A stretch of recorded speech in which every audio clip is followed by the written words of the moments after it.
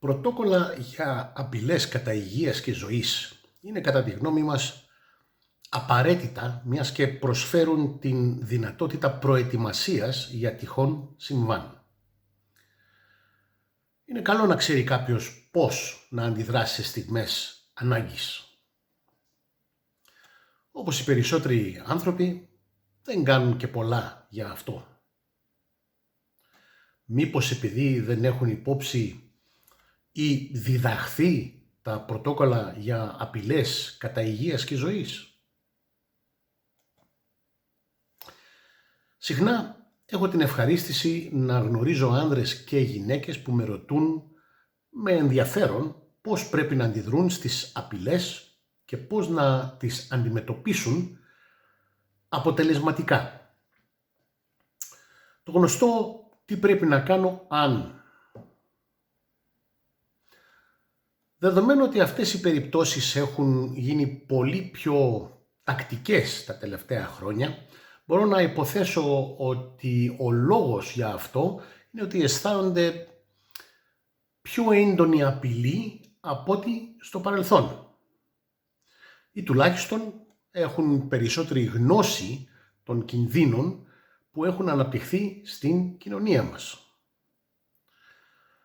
Όποια και αν είναι η περίπτωση, πιστεύω ότι είναι μια καλή ευκαιρία να επεκταθώ σε μερικές σκέψεις για τα πρωτόκολλα που έχουμε αναπτύξει στο Combatives Group με την πάροδο του χρόνου. Σε καμία περίπτωση δεν αποτελούν την απόλυτη απάντηση σε όλα τα προβλήματα που αφορούν την απειλή ή τον κίνδυνο. Σπέβδω να το προσθέσω αυτό επειδή μπορεί να αλλάξουν ελαφρώς ανάλογα με την περίπτωση και κατάσταση. Αλλά τουλάχιστον μπορείτε να είστε σίγουροι ότι τα έχουμε σκεφτεί όλα προσεκτικά και τα δοκιμάσαμε εξαντλητικά για να βεβαιωθούμε ότι λειτουργούν καλά πριν τα προτείνουμε. Γεια σας, είμαι ο Ζακ, διδάσκω δεξιότητες προσωπικής ασφάλειας, αυτοπροστασίας και αν χρειαστεί αυτοάμυνας σε άνδρες και γυναίκες που έχουν την ανάγκη να νιώθουν αλλά και να είναι ασφαλείς.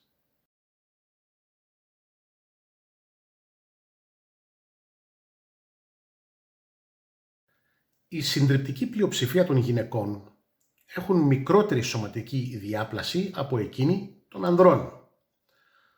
Αυτό αποτελεί ένα φυσικό μειονέκτημα.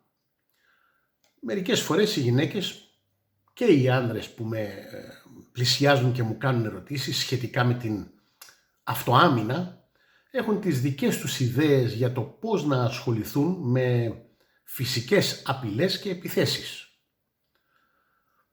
Πιθανόν επειδή έχουν δει κάπου ή έχουν εκπαιδευτεί σε κάποιο αθλητικό σύλλογο πολεμικών τεχνών ή έχουν λάβει μέρος σε κάποιο μονοήμερο σεμινάριο ή έκαναν μαθήματα αυτοάμυνας για ένα χρονικό διάστημα. Συχνά πιστεύουν ότι αυτό είναι αρκετό, κυρίως λόγω ότι όλες οι τεχνικές που έχουν μάθει και έχουν διδαχθεί φάνηκαν να λειτουργούν καλά στο μάθημα. Όταν συμβεί αυτό, δεν επεκτείνουμε στο τι έχουν μάθει, αλλά τους κάνω μερικές πραγματικά δύσκολες ερωτήσεις. Μερικές φορές ακούν και αναλογίζονται. Ειδικά στις γυναίκες που πιστεύουν και επιμένουν ότι μπορούν να κατατροπώσουν έναν εξοργισμένο μενόμενο άνδρα, τους ζητώ να σχηματίσουν γροθιά. Στην συνέχεια βάζω την δική μου γροθιά μπροστά από την δική τους, κλειδώσεις σε κλειδώσεις, και τους ρωτάω τι παρατηρούν.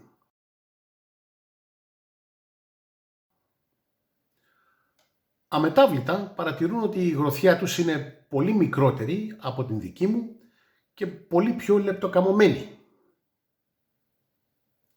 Κάνω λοιπόν την ερώτηση. Πιστεύετε ότι η γροθιά σας θα με βλάψει όσο η δική μου γροθιά θα βλάψει εσάς?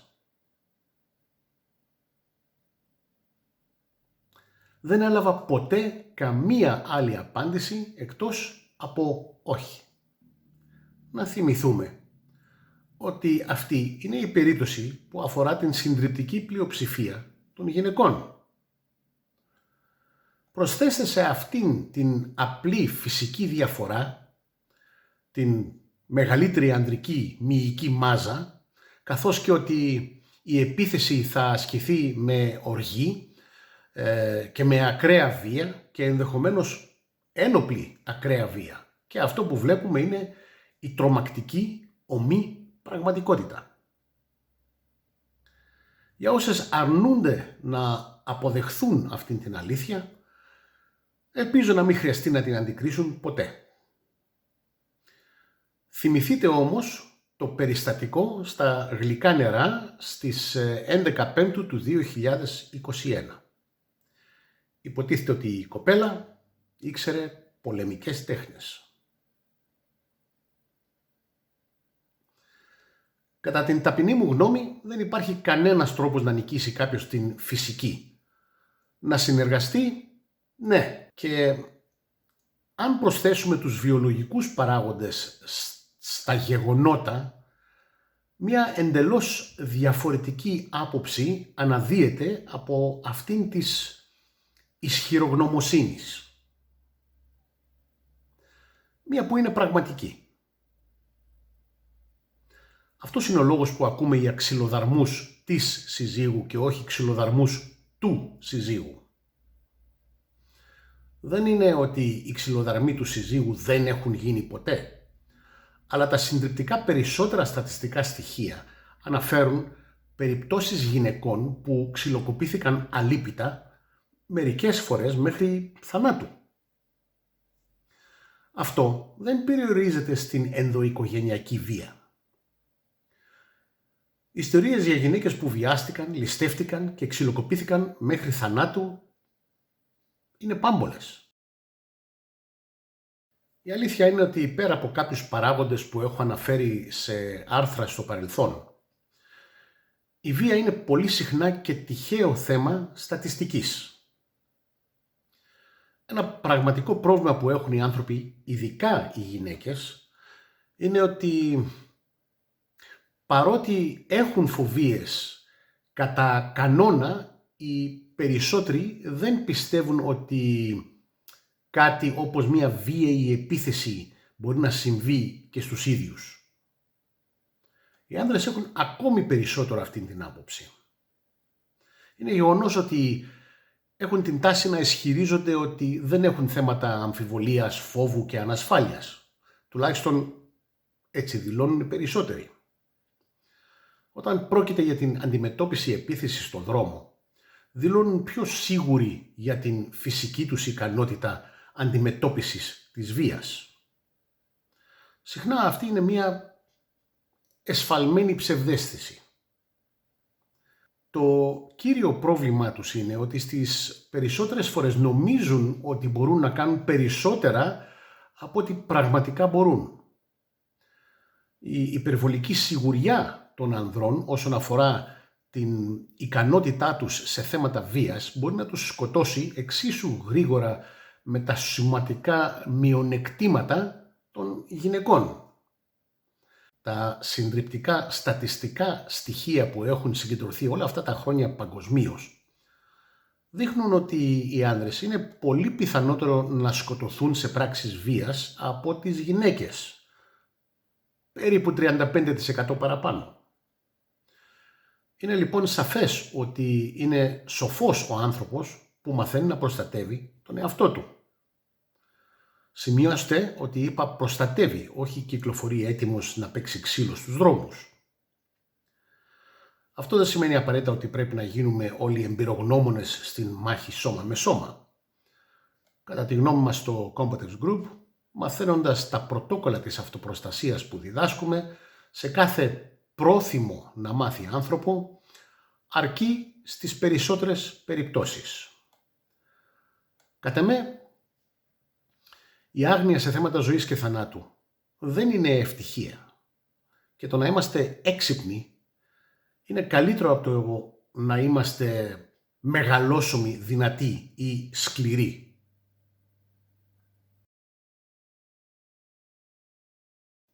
Σε πολλές περιπτώσεις ξυλοδαρμού, ληστείας, απόπειρας, βιασμού και φόνου, οι άνθρωποι που το έχουν βιώσει και έχουν επιζήσει έχουν περιγράψει και πώς τους φάνηκε η επίθεση εκείνη τη στιγμή. Ήρθε από το πουθενά. Ήταν τόσο ξαφνικό που δεν κατάλαβα τίποτα. Ήταν τόσο ευνηδιαστικό που δεν είχα χρόνο να αντιδράσω. Και το καλύτερο, ήταν τόσο γρήγορα που δεν τον είδα καν. Πρόκειται κυρίως για την περιγραφή επίθεσης από την άποψη του ευνηδιασμού και της ταχύτητας. Ο πραγματικός λόγος που αυτοί οι άνθρωποι ποτέ δεν είδαν την επίθεση να τους έρχεται ήταν η έλλειψη της εγρήγορσης και της παρατήρησης του περιβάλλοντος χώρου. Αυτό που λέμε εμείς επίγνωση του περιβάλλοντος. Η συνειδητοποίηση του τι συμβαίνει γύρω μας είναι αυτό που μας δίνει την δυνατότητα να ασκήσουμε τις δεξιότητες αναγνώρισης απειλής. Η απόσπαση της προσοχής από το περιβάλλοντα χώρο προς κινητά τηλέφωνα, iPod, τσάντες, χαρτοφύλακες, είδη ένδυσης, βιτρίνες και κουκούλες της σημερινής μόδας κλπ. Δεν είναι ποτέ καλή. Επειδή περιορίζει την περιφερειακή όραση, άρα και την παρατηρητικότητά μας. Σας υπενθυμίζω ότι οι επιτιθέμενοι δεν εμφανίζονται από το πουθενά, εκτός αν τους το επιτρέψουμε. Υπάρχουν πάντα τα σημάδια της επικείμενης απειλής, εάν ξέρουμε τι ψάχνουμε. Εμείς στο Combatives Group τα αποκαλούμε σημάδια απειλής, threat cues.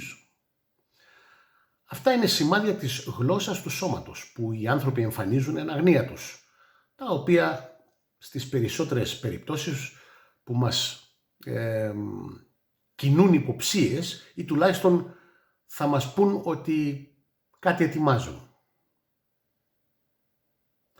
Αυτό θα συμβεί στις περισσότερες περιπτώσεις σε αρπαχτοκλωτσομπουνίδι, διότι υπάρχει το στάδιο της προσύγκρουσης. Όχι όμως σε σοβαρές απειλές, λόγω της συνήθειας των εγκληματιών να αναπτύσσουν γρήγορα τις υποκριτικές τους ικανότητες. Αυτό το κάνουν για να παραπλανήσουν ή να κοροϊδέψουν όσους προορίζουν για θύματά τους, προκειμένου να τους πλησιάσουν. Αυτό μας λέει ότι ένας άλλος σημαντικός παράγοντας είναι η απόσταση κατά την οποία ένας άνθρωπος λαμβάνει γνώση της απειλής. Είναι σημαντικό δεδομένου ότι η απόσταση μας δίνει χρόνο για να επεξεργαστούμε αυτό που αντιλαμβανόμαστε. Όλοι καταλαβαίνουμε ότι η πληροφορία είναι άχρηστη εάν δεν την επεξεργαστούμε, ώστε να έχει νόημα και να κάνουμε κάτι με αυτήν. Δεν είναι δύσκολο να καταλάβει κανείς πως ο χρόνος παίζει σημαντικό ρόλο στην ποσότητα των πληροφοριών που πρέπει να επεξεργαστούμε. Ο χρόνος είναι στην πραγματικότητα το κλειδί για την επεξεργασία με όσο το δυνατόν λιγότερα λάθη γίνεται. Η παρατηρητικότητα, η αναγνώριση, η απόσταση, ο χρόνος και η επεξεργασία είναι όλοι παράγοντες που θα πρέπει ιδανικά να λαμβάνονται υπόψη πριν πραγματοποιηθεί μία επίθεση εις βάρος μας. Έτσι θα καταφέρουμε να απουσιάσουμε, να αποφύγουμε και να αποδράσουμε από την απειλή και τον επικείμενο κίνδυνο ή να προετοιμαστούμε ψυχοσωματικά να τον αντιμετωπίσουμε. Αυτοί οι παράγοντες είναι βέβαια ότι θα μειωθούν σοβαρά όταν καλούμαστε να τους χρησιμοποιήσουμε αποτελεσματικά ενώ βρισκόμαστε υπό επίθεση. Αλλά ακόμα κι αν είχαμε την τύχη να πιάσουμε την επίθεση ενώ εξελίσσεται, αυτή η σειρά διαδικασιών θα εξακολουθήσει να εφαρμόζεται, αλλά σε πολύ περιορισμένο χρονικό διάστημα. Θα πρέπει ακόμα να αναγνωρίσουμε τι βλέπουμε και να διαθέσουμε τον χρόνο για να επεξεργαστούμε αυτό που συμβαίνει. Χωρίς αυτά έχουμε ήδη υποστεί το κύριο βάρος της επίθεσης και από εκεί και πέρα γίνονται όλα μόνο χειρότερα. Αυτός είναι ο λόγος που η παρατηρητικότητα, η απόσταση και ο χρόνος υποβοηθούν την αναγνώριση και την επεξεργασία. Οι άνθρωποι που δεν έχουν ακόμα λάβει σοβαρή κατάρτιση με επίκεντρο τα πρωτόκολλα βασισμένα σε αρχές είναι πάντα σε μειονεκτική θέση. Για όσους την αναζητούν θα την βρουν σε χώρους ρεαλιστικής αυτοάμυνας που διδάσκονται οι ιδιαιτερότητες αυτών των θεμάτων. Σε άλλες περιπτώσεις, μόνο αν οι δάσκαλοι τους έχουν καεί στο παρελθόν και έχουν επιβιώσει του συμβάντος, έχοντας μάθει από αυτό και τα διδάσκουν σε ανθρώπους στην τάξη τους. Κάποιοι άνθρωποι που παρευρίσκονται στα σεμινάρια μας λένε ότι πολλά από αυτά που διδάσκουμε είναι απλά κοινή λογική. Συμφωνούμε απόλυτα με αυτό, γιατί όντως είναι. Όμως το πρόβλημα που έχουμε ανακαλύψει με πολλούς ανθρώπους είναι ότι η κοινή λογική δεν είναι καθόλου κοινή. Στην πραγματικότητα, όταν οι άνθρωποι έχουν αμφιβολίες, φοβίες και ανασφάλειες, κάνουν τα πιο ανόητα πράγματα. Και δεν είναι θέμα τεχνικών. Ακόμα και οι άνθρωποι που έχουν λάβει μία μακρόχρονη και επίπονη κατάρτιση στις πολεμικές τέχνες και στην εκπαίδευση μαχητικής άθλησης, δεν είναι κατάλληλα προετοιμασμένοι για απρόβλεπτες αχαλήνοτες συνθήκες δρόμου. Ο λόγος γι' αυτό είναι ότι η εκπαίδευσή τους είναι μονόπλευρη και προσανατολισμένη προς έναν συγκεκριμένο σκοπό, την άθληση. Της λείπει ο ρεαλισμός του πραγματικού κινδύνου και της απειλής κατά υγείας και ζωής. Η παρατηρητικότητα, η αναγνώριση, η απόσταση, ο χρόνος και η επεξεργασία μας βοηθούν να δράσουμε πριν χρειαστεί να ασχοληθούμε με την απειλή. Αυτό επιτυγχάνεται σε σημαντικό βαθμό με έναν βρόχο. Όποιος επιθυμεί να τον μάθει, εύκολα μας βρίσκει. Όταν χρησιμοποιείται συνειδητά, αυτός ο βρόχος εκπαιδεύει το μυαλό να βρίσκεται σε συνεχή ήρεμη εγρήγορση. Εδώ φτάσαμε στο τέλος του πρώτου μέρους αυτής της παρουσίασης. Μέχρι την επόμενη, να προσέχετε εκεί έξω.